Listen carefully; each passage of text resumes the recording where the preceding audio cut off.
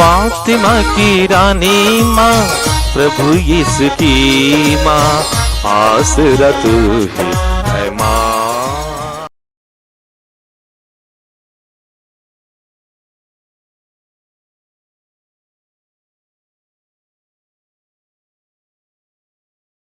पहला पाठ नबी मीका का ग्रंथ,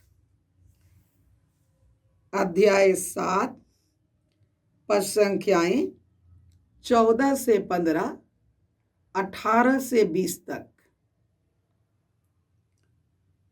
तू अपना डंडा लेकर अपनी प्रजा, अपनी विरासत की भेड़ें चराने की कृपा कर। वे जंगल और बंजर भूमि में अकेली ही पड़ी हुई है।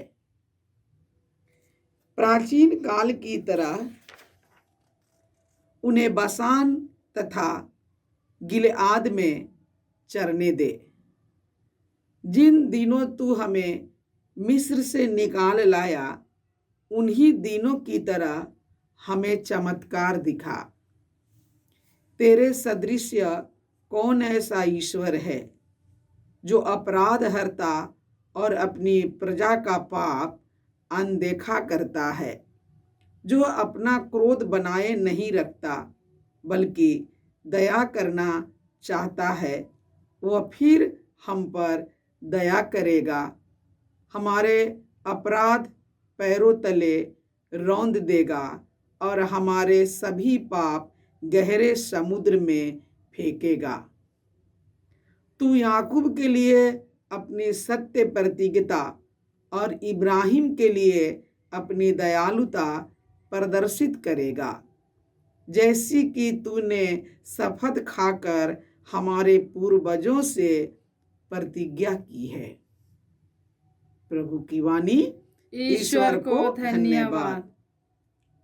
भजन अनुवाक्य। प्रभु दया तथा अनुकंपा से परिपूर्ण है। प्रभु दया तथा अनुकंपा से परिपूर्ण है। मेरी आत्मा प्रभु को धन्य कहे। मेरा सर्वस्व उसके पवित्र नाम की स्तुति करे। मेरी आत्मा प्रभु को धन्य कहे और उसके सब वरदानों को कभी नहीं भुलाए। अनुवाक्य। प्रभु दया तथा अनुकंपा से परिपूर्ण है। प्रभु दया तथा अनुकंपा से परिपूर्ण है। वह मेरे सब अपराध क्षमा करता और मेरी सारी कमजोरी दूर करता है। वह मुझे सर्वनाश से बचाता और प्रेम तथा अनुकंपा से मुझे संभालता है। अनुवाक्य। प्रभु दया तथा अनुकंपा से परिपूर्ण है। प्रभु दया तथा अनुकंपा से परिपूर्ण है। उसका क्रोध समाप्त हो जाता और सदा के लिए नहीं बना रहता है।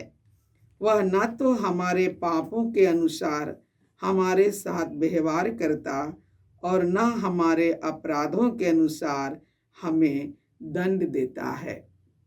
अनुवाक्य। प्रभु दया तथा अनुकंपा से परिपूर्ण है। प्रभु दया तथा अनुकंपा से परिपूर्ण है।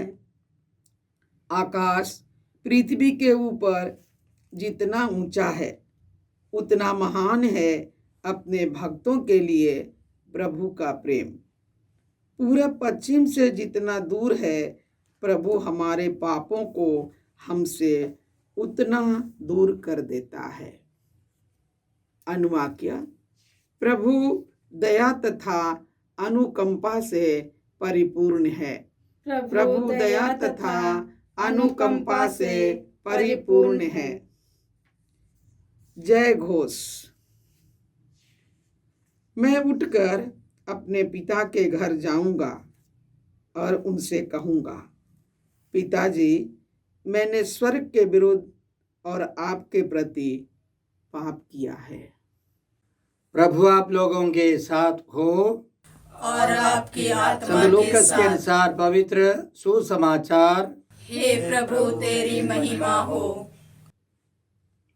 अध्याय 15 पद संख्या 1 से 3 और फिर 11 से 32 तक।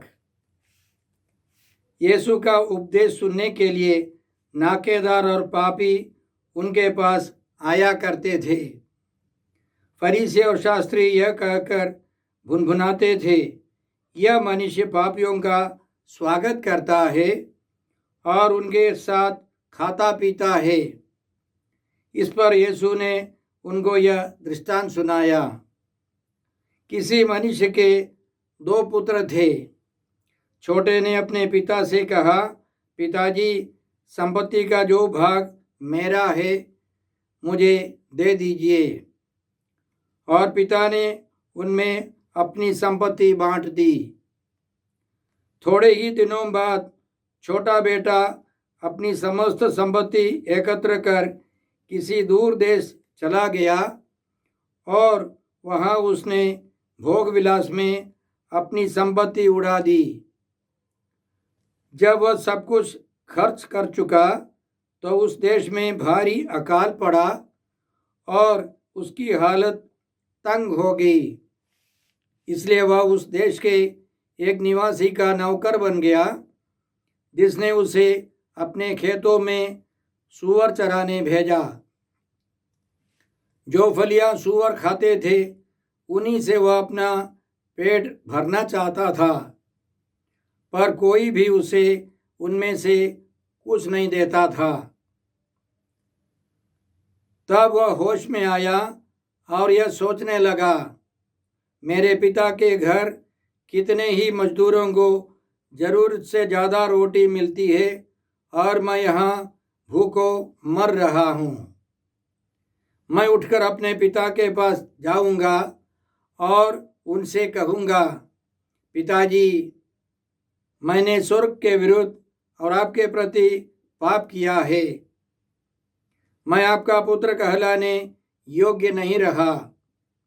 मुझे अपने मजदूरों में से एक जैसा रख लीजिए। तब वो उठकर अपने पिता के घर की ओर चल पड़ा। वह दूर ही था कि उसके पिता ने उसे देख लिया और दया से द्रवित हो उठा। उसने दौड़कर उसे गले लगा लिया और उसका चुंबन किया।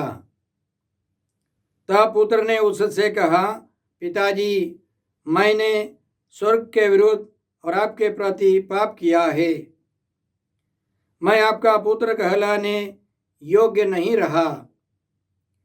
परंतु पिता ने अपने नौकरों से कहा, जल्दी अच्छे से अच्छे कपड़े लाकर इसे पहनाओ और इसकी उंगली में अंगूठी और इसके पैरों में जूते पहनाओ। मोटा बछड़ा भी लाकर मारो। हम खाए और आनंद मनाए, क्योंकि मेरा यह बेटा मर गया था और फिर जी गया है, यह खो गया था और फिर मिल गया है। और वे आनंद मनाने लगे। उसका जेठा लड़का खेत में था। जब वह लौटकर घर के निकट पहुंचा तो उसे गाने बजाने और नाचने की आवाज़ सुनाई पड़ी। उसने एक नौकर को बुलाया और इसके विषय में पूछा। इसने कहा, आपका भाई आया है और आपके पिता ने मोटा बछड़ा मारा है, क्योंकि उन्होंने उसे भला चंगा वापस पाया है। इस पर वह क्रुद्ध हो गया और उसने घर के अंदर जाना नहीं चाहा। तब उसका पिता बाहर आया और उसे मनाने लगा। पर उसने अपने पिता को उत्तर दिया, देखिए, मैं इतने वर्षों से आपकी सेवा करता आया हूँ। मैंने कभी आपकी आज्ञा का उल्लंघन नहीं किया। फिर भी आपने कभी मुझे बकरी का बच्चा तक नहीं दिया, ताकि मैं अपने मित्रों के साथ आनंद मनाऊं। पर जैसे ही आपका यह बेटा आया, जिसने वेश्याओं के पीछे आपकी संपत्ति उड़ा दी है, आपने इसके लिए मोटा बछड़ा मार डाला है।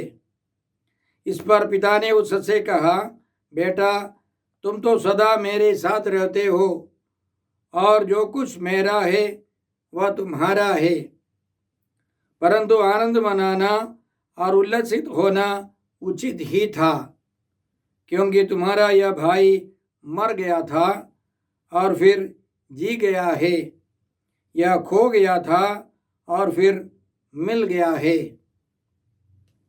प्रभु का सुसमाचार। हे क्रिस्त तेरी स्तुति हो। जय यीशु क्रिस्त में प्रिय भाई और बहनों, आज का पहला पाठ नबी मीका के ग्रंथ से है। अध्याय 7 पद संख्याएं 14 से 15 फिर 18 से 20 तक। इसमें 2 भाग है। पहले भाग में नबी प्रार्थना करता है कि ईश्वर अपनी भेड़ों को, इस्राएल को चरवाहे के रूप में चरा दे, क्योंकि ईश्वर ने नबी यजेकिएल के द्वारा वादा किया था, मैं चरवाहा बनकर, सच्चा चरवाहा बनकर आऊँगा। नबी की प्रार्थना इस प्रकार है ईश्वर से, तू अपना डंडा लेकर अपनी प्रजा, अपनी विरासत की भेड़ें चराने की कृपा कर। वे जंगल और बंजर भूमि में अकेली ही पड़ी हुई हैं। प्राचीन काल की तरह उन्हें बाशान तथा गिलाद में चरने दे। जिन दिनों तू हमें मिस्र से निकाल लाया, उन्हीं दिनों की तरह हमें चमत्कार दिखा। देखिए, पुराने ज़माने में सच्चे नेतृत्व की ज़रूरत थी, सच्चे नेताओं का भाव था। आजकल भी ऐसा ही है। अधिकांश देशों के अधिकारी लोग बेईमानी से अधिकारी बन जाते हैं। कई लोग तानाशाह है। उसी तरह बहुत सारे धर्म के बहुत सारे नेतागण बेईमान है, अपने विश्वासियों का शोषण करते हैं। हमें प्रार्थना करनी है कि पुराने ज़माने के समान जैसे ईश्वर ने इस्राएल की अगुवाई की, उसी तरह आज भी ईश्वर अच्छे अच्छे नेताओं को हमारे पास भेजे। हर एक व्यक्ति को प्रार्थना करनी चाहिए कि मेरे खानदान से आने वाली पीढ़ी से महान राष्ट्रीय स्थानीय नेता लोगों को ईश्वर तैयार करे। बड़े बड़े नबी और सुसमाचार के प्रचारक हो, बड़े बड़े संत हो। हम यह उम्मीद नहीं रख सकते कि बाहर के कोई आकर हमारी अगुवाई करे। हमारे बीच से अच्छे अच्छे नेता उभर आएंगे। याद रखें, इस्राएलियों ने मिस्र देश में 400 साल प्रार्थना की, तब ईश्वर ने एक मूसा को, एक हारून को, एक मरियम को तैयार किया। हमें और भक्ति से और विश्वास के साथ प्रार्थना करनी चाहिए, ताकि हमारा देश, हमारा संसार और अच्छा होता जाए। आज के पहले पाठ का दूसरा भाग ईश्वर के स्वभाव के बारे में है। वह क्षमाशील है। नबी कहता है, तेरे सदृश कौन ऐसा ईश्वर है जो अपराध हरता और अपनी प्रजा का पाप अनदेखा करता है, जो अपना क्रोध बनाए नहीं रखता बल्कि दया करना चाहता है।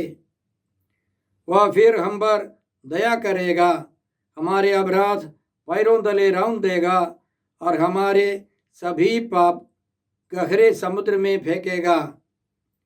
तू याकूब के लिए अपनी सत्य प्रतिज्ञता और इब्राहिम के लिए अपनी दयालुता प्रदर्शित करेगा, जैसी कि तूने शपथ खाकर हमारे पूर्वजों से प्रतिज्ञा की है।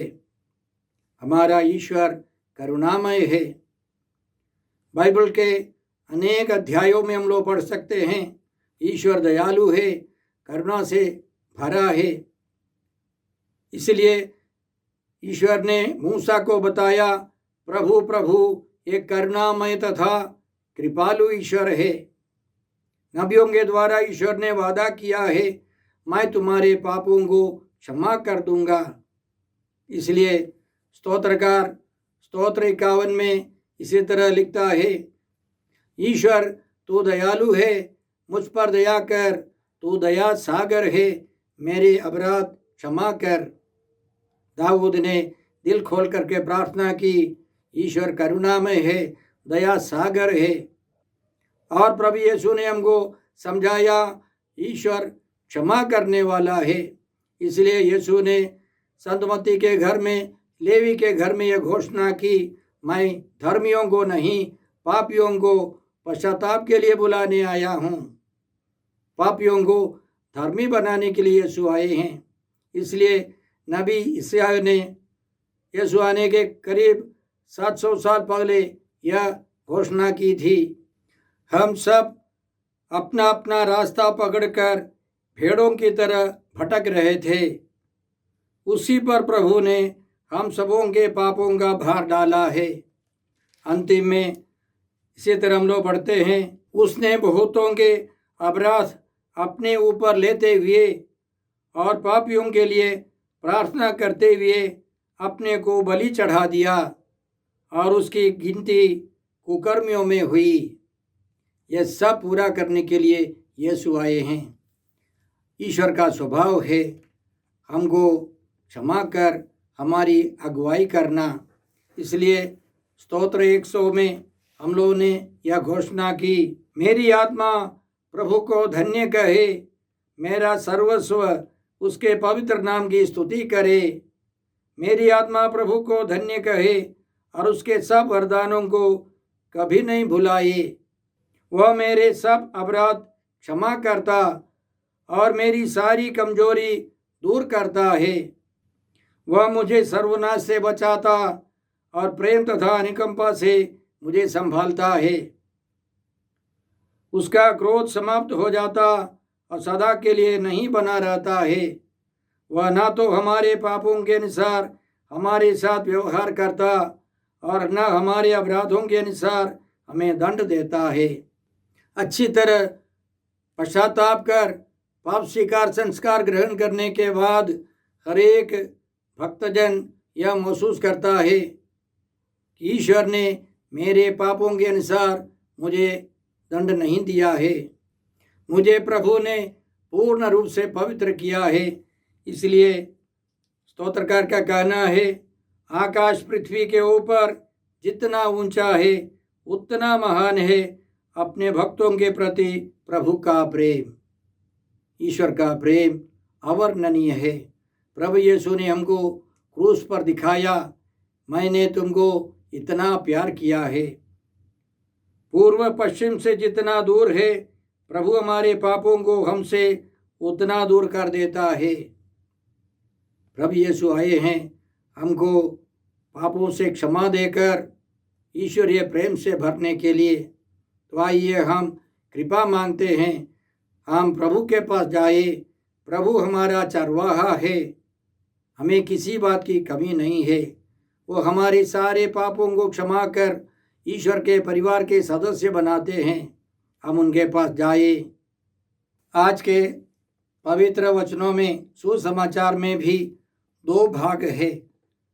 पहले भाग में यीशु हमको समझाते हैं कि हमें पश्चाताप कर ईश्वर के पास लौट जाना है।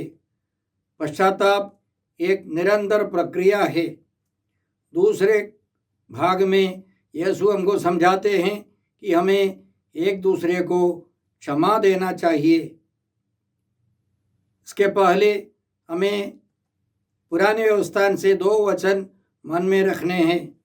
प्रवक्ता ग्रंथ अध्याय 33 पद संख्याएं 23 और 24 में हम लोग इस प्रकार पाते हैं, अपने सभी कार्य अच्छी तरह संपन्न करो, अपने नाम पर कलंक न लगने दो। जब तुम्हारे अंतिम दिन आ गए और तुम्हारी मृत्यु की घड़ी आ पहुंची तो अपनी विरासत बांट दो। यहूदियों की परंपरा थी कि पिता अपनी मृत्यु के पहले अपने बच्चों के बीच अपनी संपत्ति बांट देते थे। लेकिन हमने सुना कि उसका दूसरा पुत्र जबरदस्ती अपने पिता से पैतृक संपत्ति मांगी और पिता ने उसको दे दी। सूक्ति ग्रंथ अध्याय 28 पद संख्या 7 में हम लोग इस प्रकार पढ़ते हैं, संहिता का पालन करने वाला पुत्र समझदार है, किंतु जो दावत उड़ाने वालों की संगति करता वह अपने पिता का कलंक है। तो उस उड़ाव पुत्र ने 2 तरह के कलंक कर दिए। पहला, अपने पिता की मृत्यु के पहले अपनी संपत्ति ले ली। उड़ाव पुत्र के दृष्टांत में उस दूसरे पुत्र ने 2 तरह की गलतियां की, कलंक कर दिया। पहला कलंक यह था कि उसने अपने पिता से पैतृक संपत्ति ले ली पिता की मृत्यु के पहले, यह पहला कलंक था। दूसरा, अपने दोस्त मित्रों के साथ अपनी संपत्ति उड़ा दी। उसने अपने पिता पर दूसरा कलंक लगाया और हमने सुना मजबूरी से उसको लौट जाना पड़ा। वह नम्र बन गया क्योंकि वो भूखा था। सब कुछ खो जाने के बाद उसने पश्चाताप किया और उसके पिता ने उसको स्वीकार किया। नौकर के रूप में नहीं, अपने पुत्र के समान रख लिया। उसने अपने पुत्र पर दया दिखाई। यह हमारी समझ के परे हैं। न केवल पिता ने उसे क्षमा कर दिया, पाप क्षमा कर दिया, बल्कि उसने अपने पुत्र को अपने परिवार के सदस्य के रूप में अधिकार दिया, अंगूठी दी, जूते दिए, अच्छे अच्छे कपड़े पहनाकर उनको फिर से इज्जत से भर दिया। यह हमारे पिता ईश्वर का हृदय है, वह करुणामय है। दूसरे भाग में हमने सुना उसका जेठा भाई छोटे भाई को क्षमा करने के लिए तैयार नहीं था। यह ईश्वर का स्वभाव नहीं है, यह हमारा स्वभाव है। यीशु के ज़माने के बहुत सारे फरीसी इसी तरह समझते थे। वे नहीं चाहते थे कि प्रभु यीशु पापियों के साथ, जन साधारण के साथ चले, उनके साथ भोजन करे, उनको स्वीकार कर ईश्वर के राज्य में ले जाए। यह फरीसी लोग नहीं चाहते थे। भाई और बहनों, हमारे अंदर एक फरीसी है। फरीसी का स्वभाव है, हम आसानी से दूसरों को क्षमा नहीं करते। इसलिए प्रभु यीशु ने सन्मति के सुसमाचार में सबसे ज़्यादा क्षमा करने के बारे में समझाया। उनके पहले प्रवचन में अध्याय 5, 6, 7 में, फिर अध्याय 10 में, फिर अध्याय 18 में क्षमा करने का महत्व समझाया। हम सबों को उस पिता का मनोभाव चाहिए। हमें करुणा से भरकर, दया से भरकर दूसरों को क्षमा करनी है। इस चालीसा काल में हम सबसे पहले पिता ईश्वर के पास जाए, प्रभु यीशु का मनोभाव जाने, पवित्र आत्मा का दिल समझे और उस करुणा से भरकर दूसरों को क्षमा कर सके। हम यह कृपा मांगते हैं। हे अब्बा पिता, हे प्रभु यीशु, हे पवित्र आत्मा ईश्वर, आज के सारे पवित्र वचनों के लिए हम तुझे धन्यवाद देते हैं और प्रार्थना करते हैं कि हम अब्बा पिता के समान दूसरों को प्यार करें, दूसरों को आसानी से क्षमा कर सके। हम यह प्रार्थना करते हैं प्रभु क्रिस्त के द्वारा। हमारे प्रभु यीशु क्रिस्त की कृपा, ईश्वर का प्रेम और पवित्र आत्मा का साहचर्य आप सबों को प्राप्त हो। आमीन।